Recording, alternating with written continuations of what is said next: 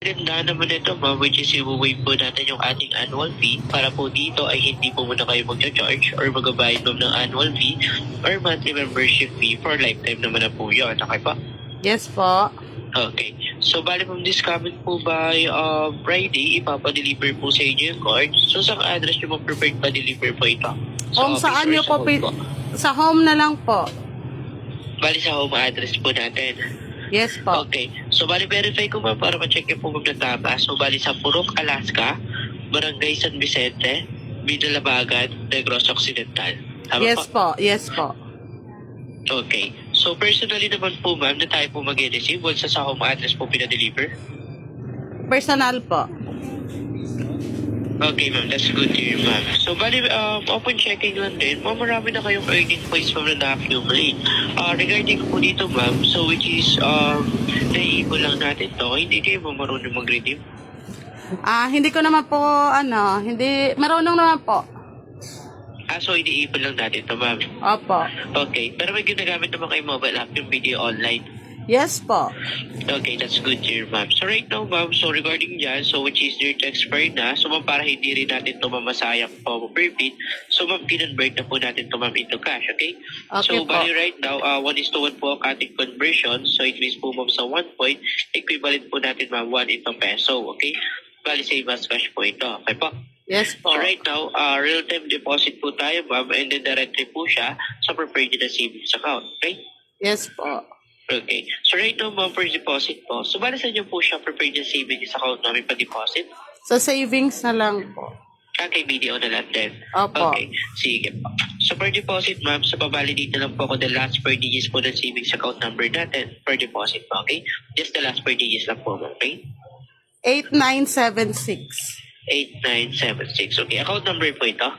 Yes po. Okay. So right now, ma'am, follow up ko lang po sa branch shop account natin para ma-verify ko din po lahat ng info nyo and then para ma-double check yung ma'am na tama, which is kung may kailangan tayo update, okay? Okay po. Okay. So right now, ma'am, pa-verify na rin ako ng username na ginagamit natin online. Just sa username lang po for verification. Ano po? Username ko. Pakitingin nga yung ano ko. Ano po? Yes, ma'am. Wait lang po ha. Hinahanap ko Sige pa po. po. Take your time po, ma'am. No worries po. Ano po? Ultra. Yes po.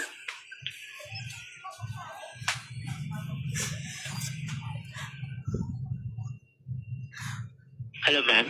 Hello po. Saglit lang po hinahanap. Kasi natatawa ako sa kaibigan ko. Patingin nga ng notebook ko.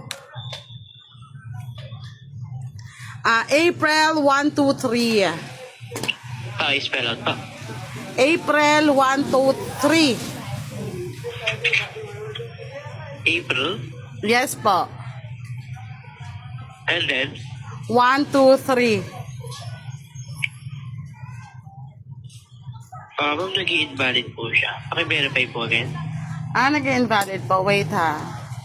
Ano ba spelling ng April nyo? Pa-spell out ako, ma'am.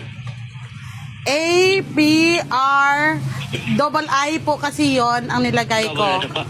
Double I. And then, L. 1, 2, 3. Yes po. Ma'am, nag-i-invalid po siya. Gusto niyo send ako na lang po kay retrieval lang username niyo sa email niyo, ma'am. Sige po. Sige po. Sanyoapal123@gmail.com. Yes po, sige po. Sige, ma'am. Kindly hold on po. So, ma'am, punta ka kayo sa email, ma'am. Check ako, may na-receive po kayo. Wala naman po. Nasa email na po kayo? Hindi pa, inaano ko pa lang po. Wala pa man naman po. Kasi notify naman po yan pag Sige, meron. ma'am. Po. Check niyo po, ma'am, kung may na-receive na po kayo. Wala pa din po. Sir, hello sir. Yes po. Nais ko lang din po kayong abisuhan na recorded line po ito at andito po ako ngayon sa police station kasi lukuyang nakablatter po ang number ninyo. Okay po? Sige po. Hala.